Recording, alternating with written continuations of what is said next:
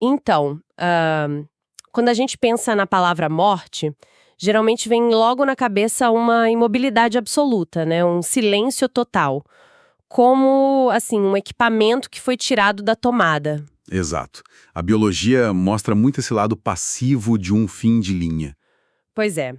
Mas no nosso mergulho de hoje, na análise do devocional Vivificados pela Graça, lá da lição 2 da revista Cartas da Prisão, a gente vai ver um conceito bem diferente. A nossa missão hoje é entender essa passagem da morte espiritual para uma vida nova, focando em Efésios 2,5. E é fascinante porque o apóstolo Paulo constrói uma lente muito peculiar para enxergar a humanidade antes dessa intervenção divina. Não é uma coisa parada. É tipo uma hiperatividade, mas operando na direção mais perigosa possível. Deixa eu tentar visualizar isso aqui. Imagina alguém num barco sem remos descendo um rio com uma correnteza fortíssima direto para uma cachoeira. A pessoa está se movendo muito rápido e... E o detalhe mais trágico dessa sua analogia é que essa pessoa no barco estaria sob o efeito de uma anestesia profunda. Ela participa do movimento, sabe? Ela segue o fluxo feroz da água. Que o texto até chama de seguir o curso deste mundo. Exatamente. O velho aion grego. A pessoa está completamente cega para o precipício logo ali na frente. Nossa, faz todo sentido. Quer dizer, a pessoa está viva biologicamente, correndo atrás de carreira, de status, mas espiritualmente anestesiada. É o que o pessoal chama de morte em movimento. É uma ironia muito fina. A pessoa está super ativa, vivendo para os próprios impulsos, mas é descrita como filha da desobediência e da ira. E essa alienação toda não tem uma solução interna, né? Quem está apagado lá no barco não consegue simplesmente acordar e nadar contra a correnteza sozinho. E é nesse ponto que o texto introduz aquela quebra monumental. Aquela frase maravilhosa, o mas Deus. Isso. A salvação aparece como uma iniciativa puramente externa. É um resgate que se baseia só na misericórdia divina, sem exigir, assim, absolutamente nenhum mérito de quem estava afundando.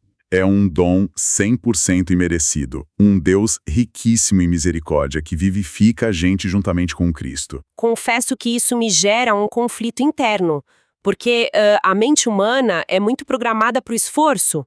Se a gente não faz nada para merecer esse resgate, se é um presente gratuito, a tendência natural é relaxar e não fazer mais nada? É a armadilha do conforto, com certeza. Né? Então, por que logo depois o texto enfatiza de um jeito tão forte a necessidade de praticar boas obras? Não parece um pouco contraditório dar algo totalmente de graça e depois esperar um trabalho superativo? Ah, mas aí é que está o pulo do gato do texto. A gente precisa entender a ordem das coisas.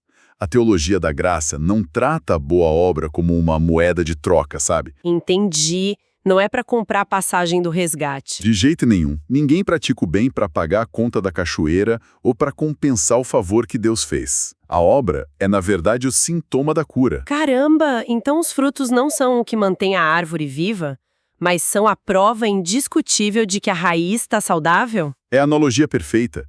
É o fruto natural de quem acordou daquela anestesia espiritual. Cuidar e servir aos outros passa a ser o novo modo de operar dessa pessoa. Não é uma obrigação para não perder o presente, então. Exato. É simplesmente a expressão visível do novo estilo de vida de quem foi vivificado. Pensando bem, receber um presente dessa magnitude sem ter como pagar de volta causa um choque, né? A gente tem muita dificuldade de lidar com uma dívida gigante que foi perdoada sem cobranças. É o peso da graça. Pois é. Como é que alguém processa o tamanho dessa graça no dia a dia? A resposta para isso está numa postura de muita vulnerabilidade e dependência. É o que o apóstolo ilustra lá no capítulo 3 da carta. Ele se ajoelha diante do Pai e pede que a comunidade seja revigorada. E revigorada no homem interior, se não me engano. Isso mesmo. E o mais legal é que não é um pedido para que as circunstâncias de fora fiquem mais fáceis. É um pedido de fortalecimento psicológico e espiritual, sabe? Para que eles consigam de fato absorver o impacto desse amor. Entendi. Ser fortalecido no homem interior é tipo ganhar musculatura para compreender as proporções exatas da graça. Para não voltar a agir como se ainda tivesse anestesiado naquele barco. O alvo é reconhecer um Deus que é capaz de fazer muito mais, abundantemente do que a gente pede ou sequer pensa. É uma força interna absurda. Incrível. Bom, recapitulando a nossa conversa de hoje, a gente viu um roteiro maravilhoso, fomos apresentados ao resgate de uma correnteza fatal, né? Uma vida nova que foi dada por pura graça. E também ao chamado para viver esse amor todo na prática. Sim. E isso deixa uma provocação para a gente continuar pensando. Se a nossa anestesia foi curada por uma graça que não exigiu absolutamente nenhum mérito da nossa parte, como seria o nosso dia a dia se a gente passasse a aplicar essas mesmas lentes do favor imerecido ao lidar com as falhas das pessoas ao nosso redor? É um desafio e tanto. Com certeza. Para quem já foi tirado do barco antes da queda d'água, talvez seja a hora de olhar com a mesma misericórdia para quem ainda está descendo a correnteza.